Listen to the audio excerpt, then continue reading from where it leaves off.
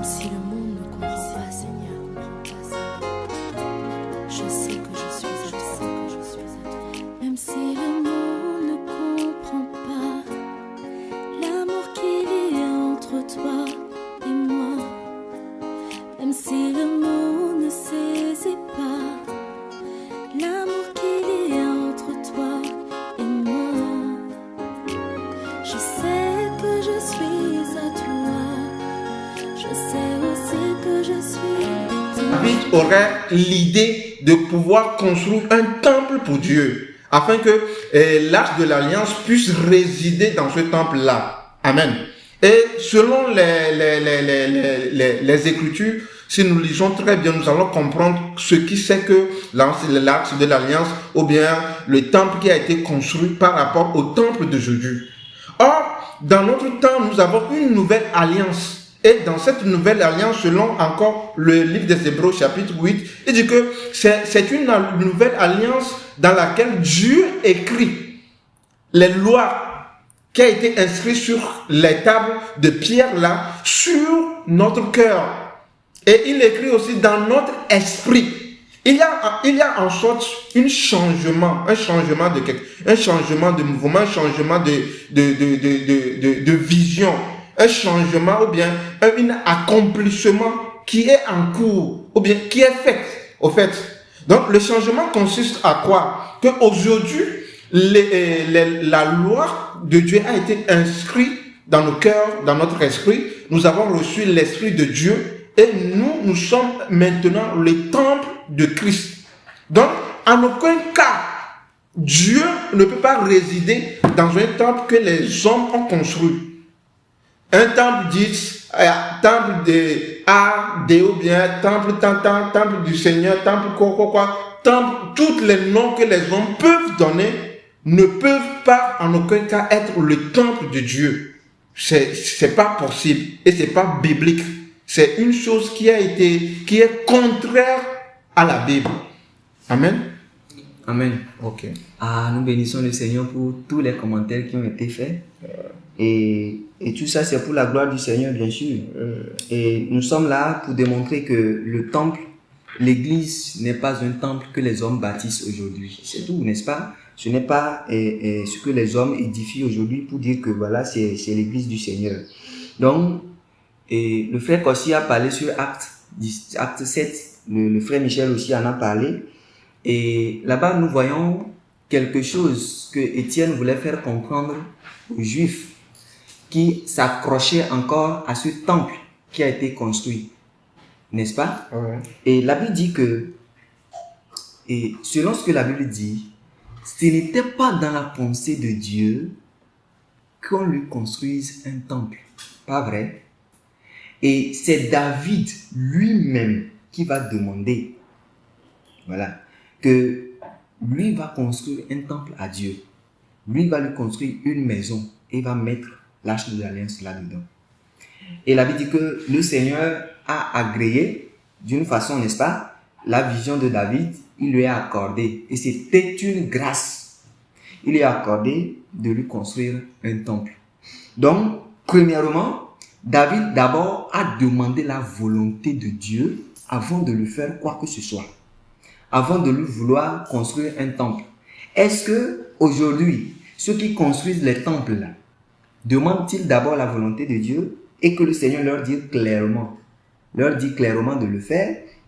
David en a demandé et le Seigneur a dit à David, toi-même tu ne vas pas construire, c'est ton fils. Et nous avons vu Salomon qui a construit le temple, n'est-ce pas?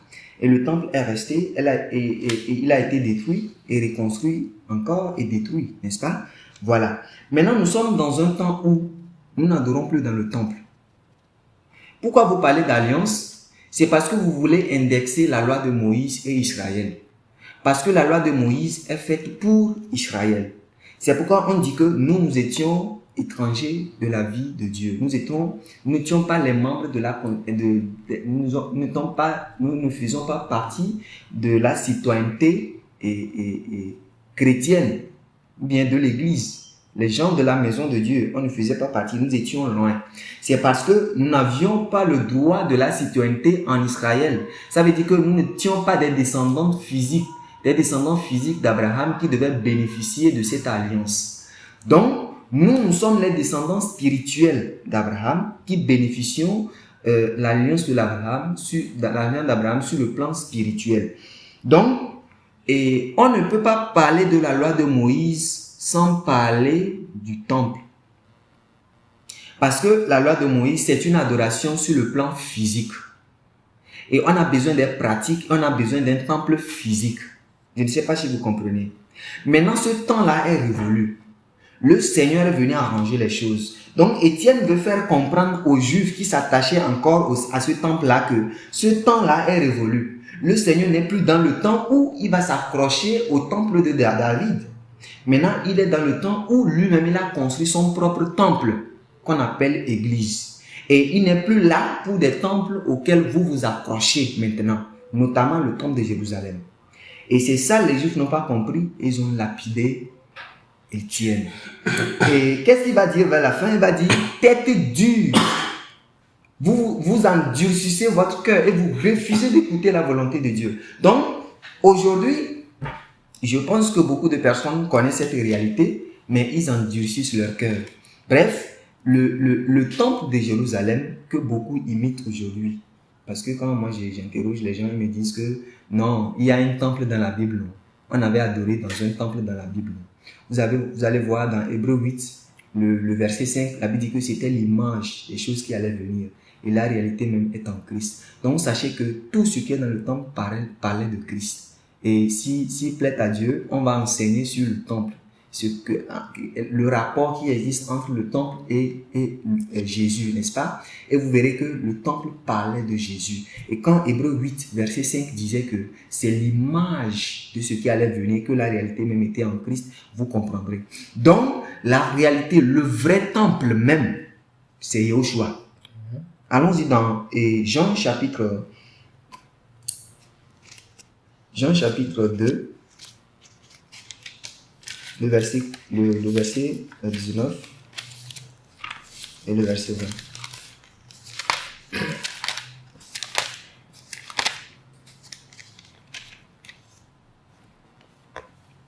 Jean chapitre 2, le verset 19 et le 20. Jésus répondit et leur dit, détruisez ce temple et en 3 jours je le relèverai. Et les Juifs dirent, il a fallu 46 ans pour bâtir ce temple.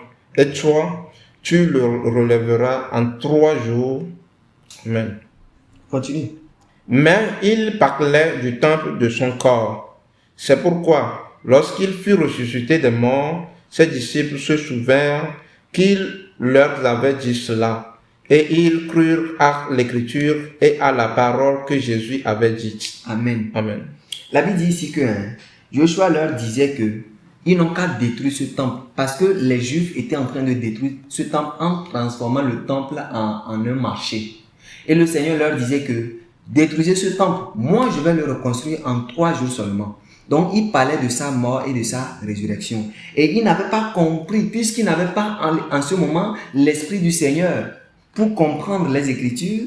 Et donc ils pensaient que Jésus parlait du vrai temple physique là. Mais Jésus était en train de parler du temple de son corps. Voilà. Et après la résurrection, les apôtres, les disciples du Seigneur ont percé ce mystère.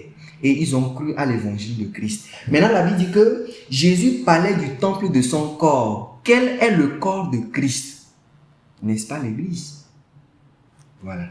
Et si Jésus parlait du temple de son corps, ça veut dire que Jésus a déjà construit le temple. Et va dire à la femme samaritaine que les jours viendront où on n'adorera plus à Jérusalem, mais on adorera en esprit et en vérité. Donc, en réalité, le corps du Christ, l'église du Seigneur, le corps de Christ, c'est si nous allons parler du corps de Jésus même sur le plan, dans le sens littéral du mot. Et le corps de Jésus, c'est le pain que nous mangeons comme communion fraternelle. Et son sang, c'est la coupe. Donc ça veut dire que c'est par son corps que nous sommes sauvés. Et en lui, nous formons un seul corps. Je ne sais pas si tu comprends. Voilà. Donc nous sommes participants d'un seul corps, du même corps. Et donc nous formons un seul corps. Et c'est nous qui sommes ce temple-là. Vous comprenez? Voilà. Donc ça veut dire que Jésus a bâti son nouveau temple. Moi, j'appelle ça le troisième temple, mais qui est spirituel. Amen. Il y a eu un premier temple physique qui a été détruit par les Babyloniens, un deuxième temple physique qui a été détruit par les Romains, et un troisième temple que le Seigneur dit que même les portes de l'enfer ne peuvent rien contre ce temple-là. Amen. Voilà. Et ce temple, ce n'est pas un bâtiment construit avec des briques.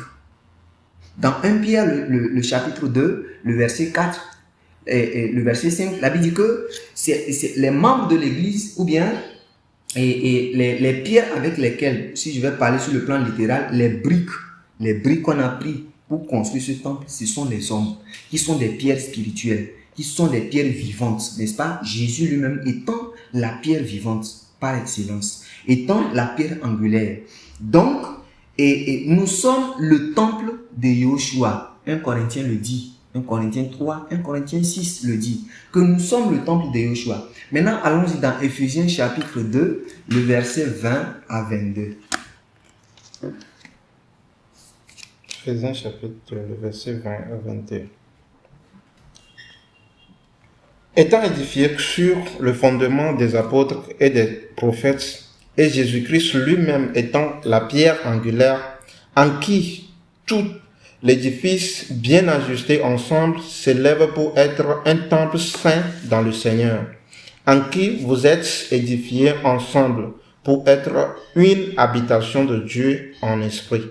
Amen. Amen. Vous voyez, la Bible dit que et nous sommes le temple qui a été élevé. On dit que tout l'édifice a été bien ajusté, n'est-ce pas?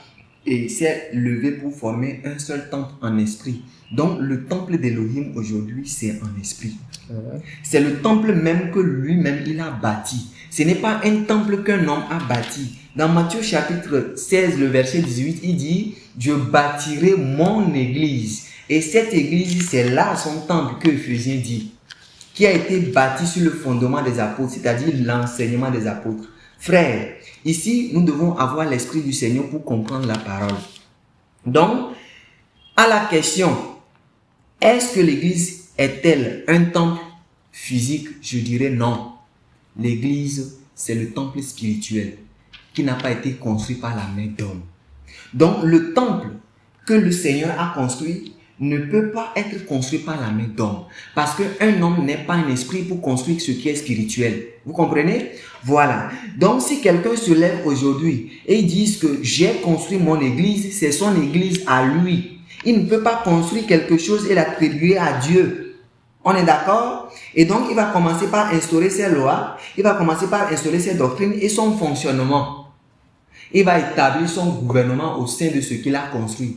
Et il serait le fondateur par excellence de son église. Mais nous, le Seigneur nous a construit. Et donc, nous n'avons plus un édifice consacré comme un temple, comme le temple de Jérusalem. Pourquoi nous insistons sur ces faits? C'est parce qu'aujourd'hui, les gens attribuent toujours la définition de l'église à un bâtiment. Quand vous regardez dans les dictionnaires, ils disent que les Juifs attribuaient déjà la définition de l'église aux synagogues. Ils ont parlé du terme kahal. Vous voyez kahal, et ils disent que quand on veut parler de kahal, on veut parler d'assemblée, mais en termes littéraux, on veut parler d'une synagogue. Et donc, on a tordu le message par la définition de l'église. Et on a pensé que l'église, c'est le temple que les hommes se lèvent aujourd'hui et ils bâtissent de gauche à droite. Et ils enseignent ce qui leur passe par la tête, ils font ce qu'ils veulent. Donc l'église n'est pas le temple qui a été bâti par la main d'homme. C'est ce que Étienne voulait faire comprendre au peuple juif pour leur dire que le temps du temple de Jérusalem a été révolu et que le Seigneur a construit le temple parfait qu'un homme ne peut pas construire, qui n'est pas pollué par l'activité humaine.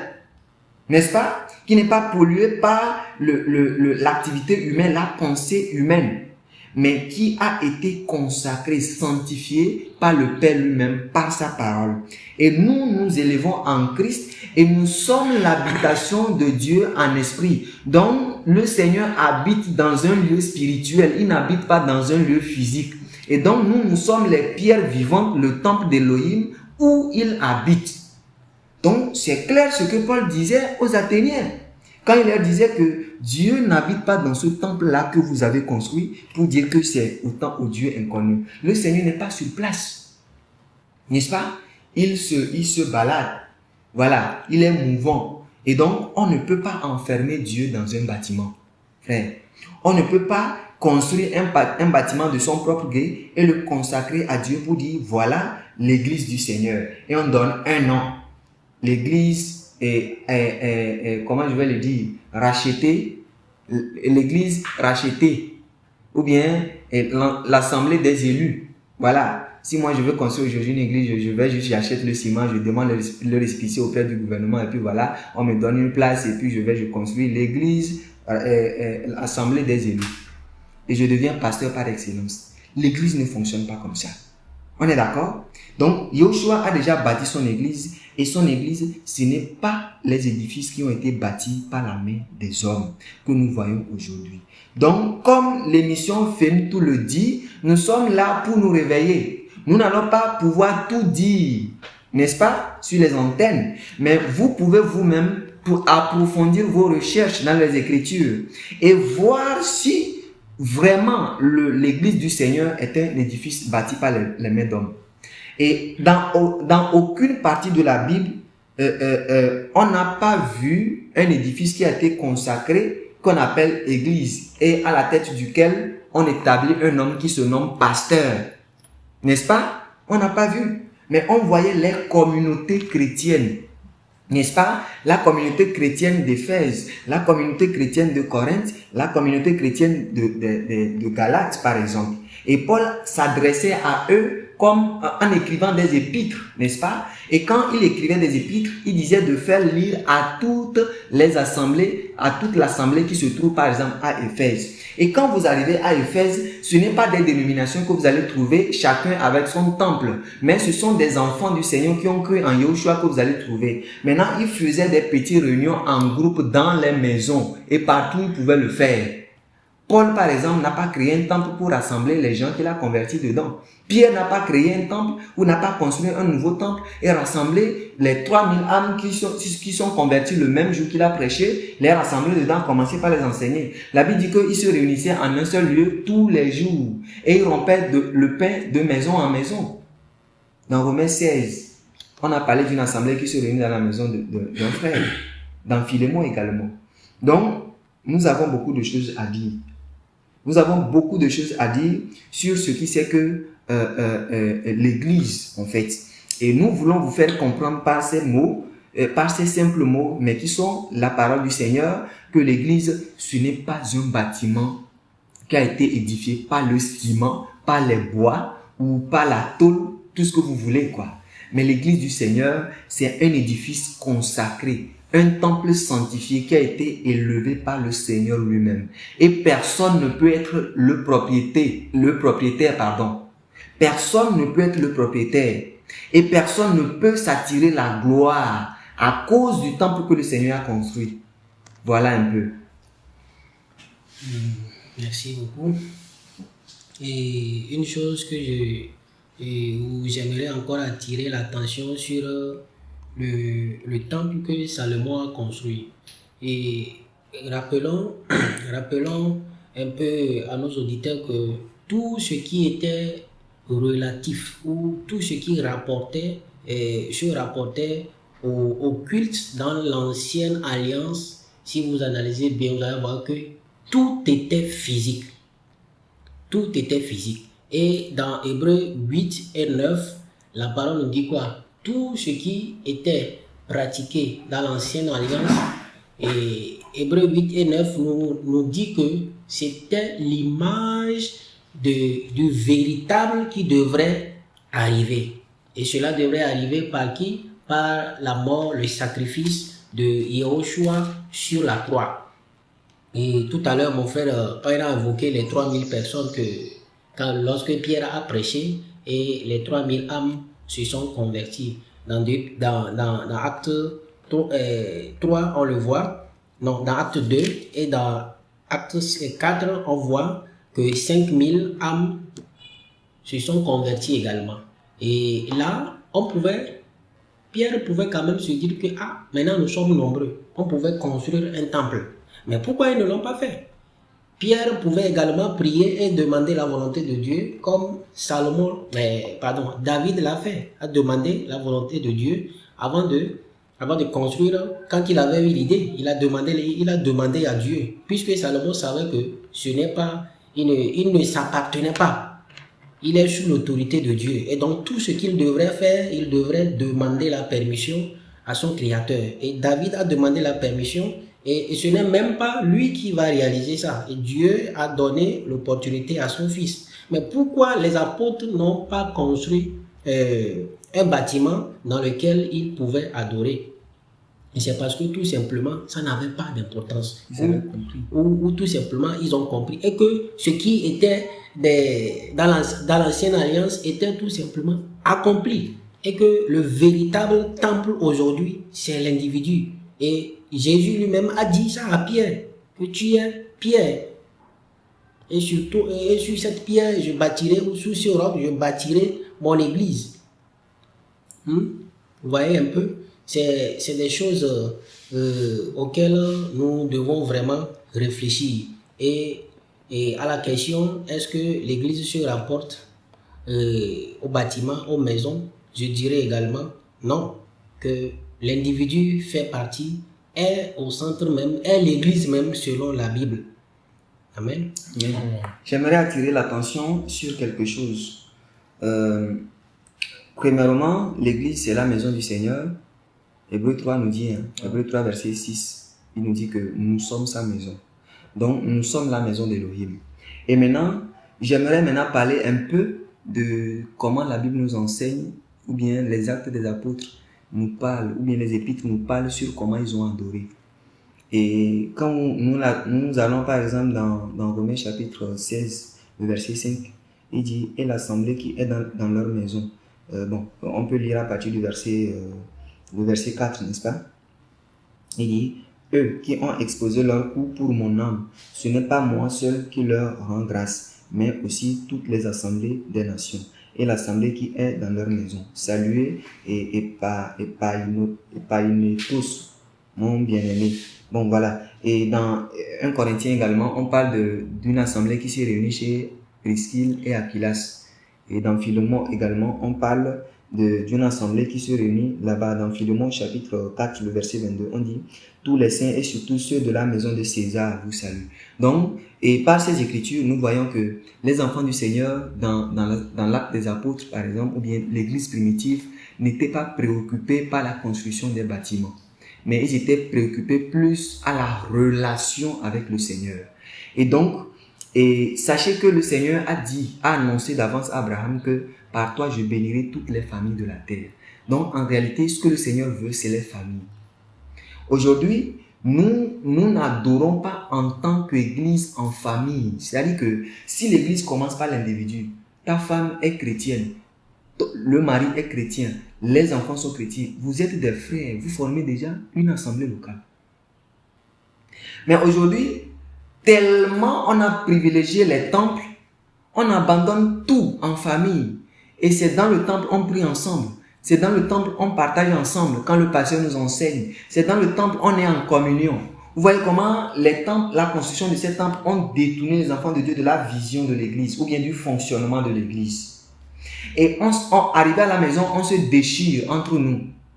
Arrivé à la maison, on ne peut pas lire ensemble. On ne peut pas partager ensemble la parole. Nous sommes dépourvus de toute vie de Dieu à la maison. Mais nous adorons le Seigneur que dans les temples. Nous adorons le Seigneur, nous lisons la Bible que dans le temple. Le dimanche matin, on se réveille, la Bible bien poussiéreuse, on prend un torchon et puis on tape dessus et puis on se met en chemin pour aller à l'église. On est bien habillé. Vous voyez un peu? C'est le danger du temple. C'est le danger que les temples amènent. Parce que l'église primitive n'avait pas privilégié les temples. On ne refuse pas, la Bible ne nous interdit pas de ne pas adorer quelque part. Il dit là où 2 ou 3 se réunissent à mon nom, je suis au milieu d'eux. Sauf dans un temple. Pas vrai? Parce qu'il dit que Dieu n'habite pas dans les temples faits de main d'homme. Voilà. Donc on ne peut pas attribuer un édifice à Dieu. C'est nous qui sommes l'église du Seigneur qui peuvent nous réunir quelque part. Et si nous nous réunissons là-bas, ça ne veut pas dire que ce lieu est consacré et que c'est tous les jours là-bas qu'on doit se réunir. Et en dehors de là, on n'a pas le droit d'aller se réunir quelque part en dehors de là. Et on attribue un nom à ce lieu. Et ce lieu est devenu maison de Dieu. Mes frères, on ne peut pas bâtir la maison de Dieu comme nous le répétons avec les briques là. C'est le Seigneur qui a bâti déjà sa maison et nous sommes à sa maison. Là où nous nous trouvons, c'est la maison de Dieu qui est là-bas. Frère, si nous nous levons tout de suite, nous allons à la plage, nous nous réunissons, nous avons construit la maison de Dieu là-bas. C'est l'église qui est là-bas. C'est l'église qui est là-bas, c'est le temple de Dieu qui est là-bas, c'est la maison de Dieu qui est là-bas. Si nous quittons la plage et que nous venons nous retrouver à Sigamé pour la réunion, c'est la maison de Dieu qui est là-bas, c'est le temple de Dieu qui est là-bas, n'est-ce pas? Et si nous quittons là-bas, nous allons à Kara, nous allons à Pagala, nous allons à Bunache, partout au Togo, là où nous arrivons, nous sommes la maison de Dieu, nous sommes le temple de Dieu et nous nous déplaçons. Donc la maison de Dieu marche. Le temple de Dieu, il est vivant. Le temple de Dieu n'est pas mort, en quelque sorte, pour rester sur place. La Bible dit que celui qui est né de nouveau, il est comme un vent, qu'on ne sait d'où il vient, ni où il part. Mais quand nous voyons un temple assis sur place pendant des milliers d'années, et que nous voyons les peintures qui commencent par se dégrader, et nous voyons les peintres qui viennent peinturer le temple de Dieu. Mes frères, le temple de Dieu, ce n'est pas un temple qu'on peut peinturer avec la main d'homme. Je crois que Dieu est esprit, non? Bien sûr. Comment est-ce qu'on peut construire une maison à un esprit qu'on ne voit pas? Voilà. Et le Seigneur dit dans Isaïe que le ciel est mon trône et la terre est le marchepied de mon pied. Quelle maison pourrez-vous me bâtir? Frère, est-ce que vous avez déjà vu un homme habiter dans le nid d'un oiseau? Non. Et pourquoi est-ce que nous allons forcer? C'est ce que Étienne dit, tête dure, cœur incirconcis. Donc nous voulons faire selon nos intérêts. Parce que nous voulons avoir de l'argent, nous nous levons et nous bâtissons des maisons et nous les attribuons à Dieu. Et la Bible dit quoi? Que ces faux-là, ils arrivent à attraper les âmes faibles. Ceux qui ont refusé de suivre le Seigneur et qui s'attendent à des choses dans le Seigneur. C'est-à-dire qu'il vient à Dieu parce qu'il veut du boulot, il vient à Dieu parce qu'il veut de l'argent. Et ils sont attrapés, ils sont devenus des victimes de ces faux-là. Et tellement ils sont aveugles, ils n'arrivent même pas à vérifier ce qu'ils font à la lumière des Écritures. Et quand tu leur présentes l'Écriture, ils disent non, c'est toi qui es faux. Qu'est-ce qu'on disait à l'époque de Paul? Ces gens qui ont bouleversé ce monde-là sont arrivés jusqu'à nous. Voilà. L'église du Seigneur bouge. L'église du Seigneur est vivante. L'église du Seigneur respire. Et mais l'église du Seigneur, c'est un vent, quoi. On ne peut pas mettre un vent dans un ballon. Vous voyez? Et c'est ça nous sommes. C'est ce temple-là que nous sommes. Comme Éphésiens 2, 22. Éphésiens 2, 21, 22. Et la Bible dit que c'est un lieu spirituel, un lieu d'habitation. C'est une habitation du Dieu, du Seigneur en esprit. Donc, Michel, ton cœur, c'est le temple de Dieu. Mon cœur, c'est le temple de Dieu. Le cœur de Corsi, c'est le temple de Dieu. Et quand nous trois, on se réunit, ça ne veut pas dire qu'on forme 3 temples. Mais nous sommes le temple. Ah, vous comprenez ça, non? Voilà. Et la Bible dit, si quelqu'un détruit le temple de Dieu, lui aussi sera détruit. Ça veut dire que ton propre corps là même, à partir du jour où tu prends l'engagement que tu appartiens au Seigneur, ton propre corps ne t'appartient plus. Ça veut dire que tu ne vas plus vivre selon ce que tu veux, selon ta pensée, selon la pensée des humains, selon la tradition des hommes. Mais tu vas vivre selon ce que le Seigneur te communique quand tu l'aimes. Mais dans ce temple-là, nous voyons le culte de personnalité.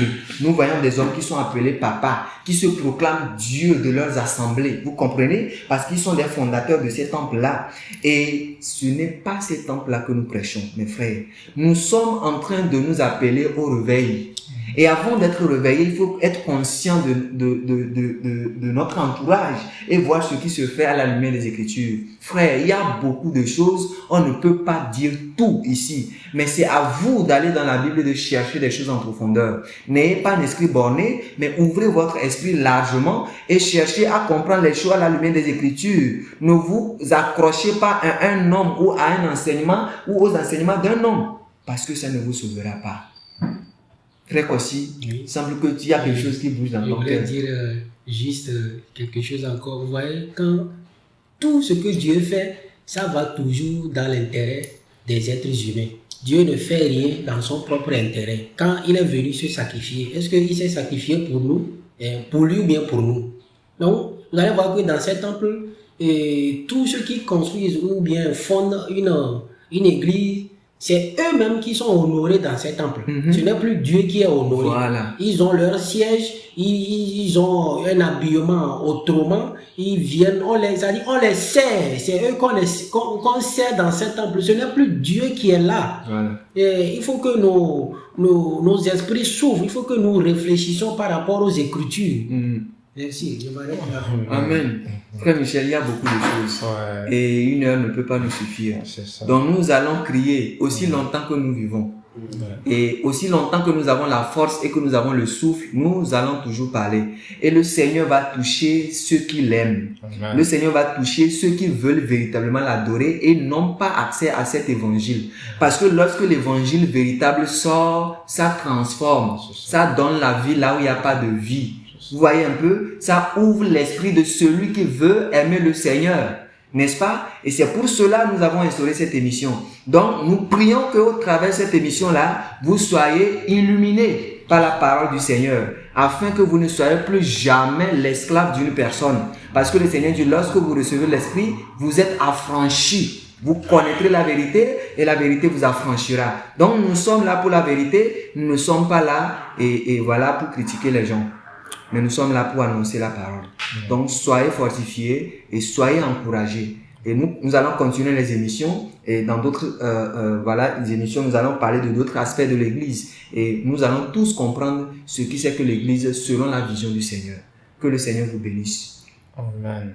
Et à la prochaine.